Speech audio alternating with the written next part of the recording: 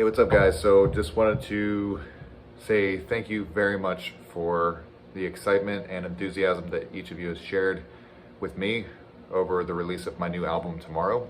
And I wanted to take a few minutes and just tell you about the album. I wanted to tell you what it means to me, why I made it, what was going on in my mind when I made it, what I was feeling. And so take a step back. This whole project kind of started a couple years ago, actually. And this specific project started in January-ish 2021. Might have been a month or two later. But the thing that got the ball rolling was a couple years ago. And I've always been a Rufio fan. And Slick Shoes, and huge Slick Shoes fan, but Rufio is got some amazing talent. And their old singer, Scott Sellers, went solo after Rufio broke up, and I just started following him, and then out of the blue, he released a cover of For Better or For Worse by Slick Shoes, and he absolutely smashed it. He killed it, did an awesome job. And he just brought the song to life in a new way. He put a new spin on it. I was like, dang, this guy Scott Sellers is, he's ridiculously talented. If you love melodic skate punk, he is, in my mind, easily one of the top 3 artists out there. Overall, he's freaking ridiculous. He lives and breathes melodic skate punk, and he's really, really good at it. I heard that, I was like, man, I can do that. It's very rare that I come across somebody that speaks my language, much less is a huge fan of Slick Shoes like me. So he inspired me. I was like, man, he just kind of went after an obscure band that he loves, and he just did a cover of it. And when you make a decision like that, it's not because you're trying to please all the fans or something. It's usually because you're trying to just do it for your own happiness, because you just love doing it. It forced me to look in the mirror a little bit, and it forced me to ask myself why I do music at all, because it was so blatantly for himself and so blatantly awesome at the same time that it just reminded me of what is important as an artist.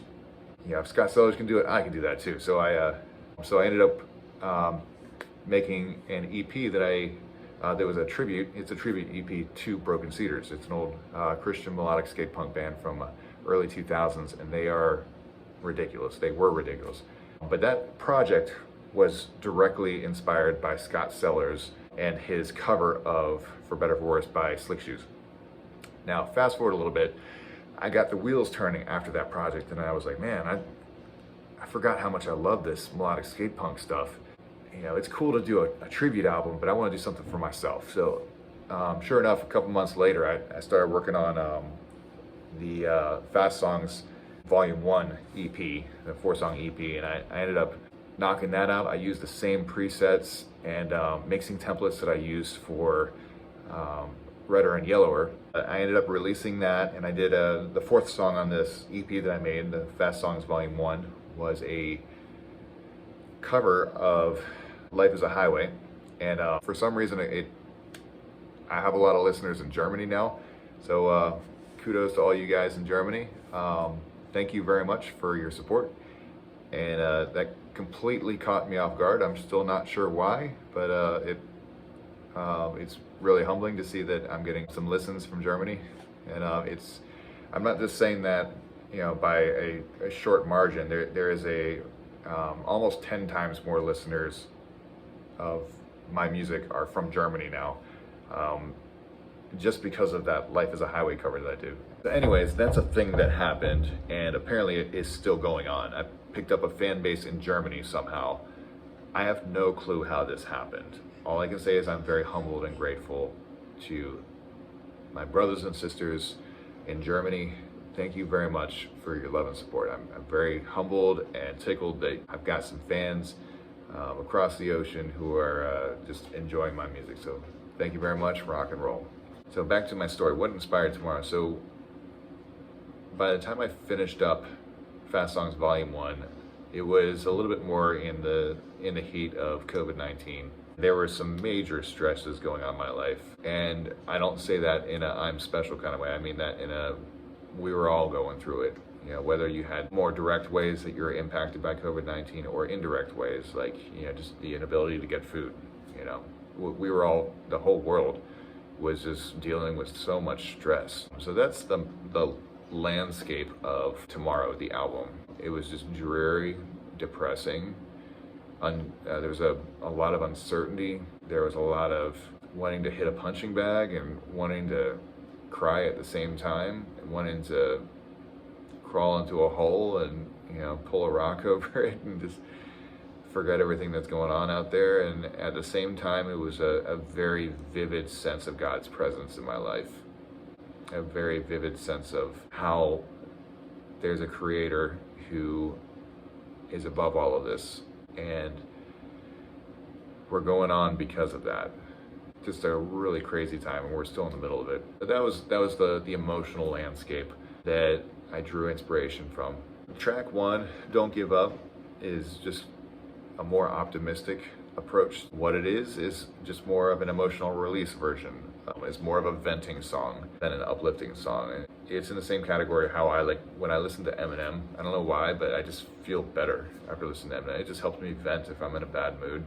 Listen to some Eminem for a while, I feel better. I feel like somebody gets me. And so that's kind of the mindset I was in when I wrote What It Is. I was just venting. The rest of the album, there's just there are notes you can read up on my YouTube. I don't want to waste your time by cramming all that into this video. But that's the general idea of the landscape of this album that inspired it. And my goal was to write something on a new level. I set some rules for myself when I started making this album, and I was pretty strict with myself about it. Before I get into that, I'll give you a sense of the mistakes that I've made in the past and why I set rules to begin with. And that's it. I'm guilty of having cut corners in the past. I'm not proud of it. I'm at the age where, you know, much like somebody who is trying to find love at a later time in their life, they're not looking for a fling. They're looking for the real thing. You know, they're thinking about marriage.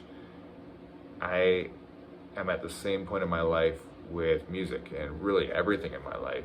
You know, I just don't want any BS. I just want to get to the bottom line.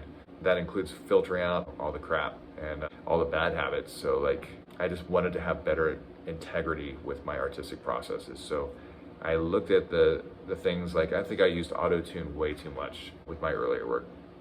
Way too much. I know why I did it. And I wouldn't say that I regret it. It was a part of my growth.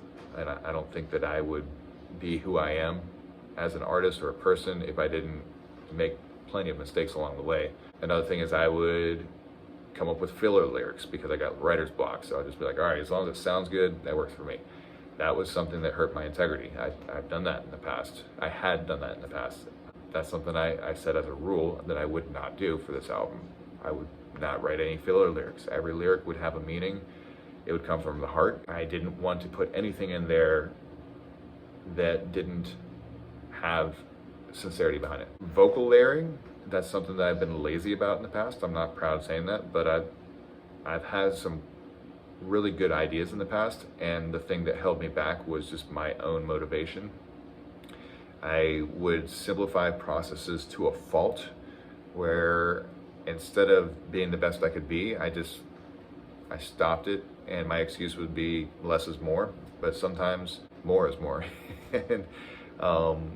And I knew that, and I don't mean that in an overly philosophical way. Yes, there's a lot of wisdom in less being more in a lot of situations, but in this specific corner of my life, I was weak because I was using less is more as an excuse to just not do what needed to be done. So regarding vocal layering and melodies and harmonies, specifically harmonies and like floating vocals, I had a lot of ideas over the years that I didn't do, and I should have done them because to me it seemed like a lot of work. That was another rule that I gave to myself. I wouldn't cut corners with the quality of my vocal layering and design.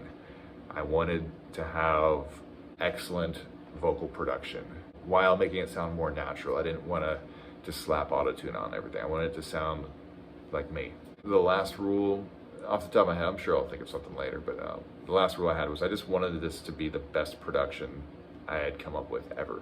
I wanted to have the best sounding mixes and masters that I had ever done. And I had gone down the route of using a mixing engineer twice in the past. One of them was Paul Miner helped me do that for Armageddon back in 2011.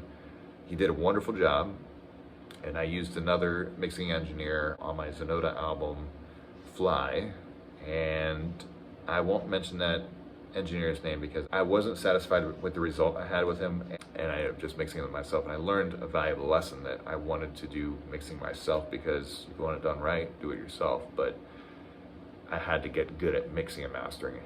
So I believe I achieved that in the process of making this album. So anyways, I know I just rambled for quite a bit. And here's a random guitar solo, because I've been holding a guitar this whole time.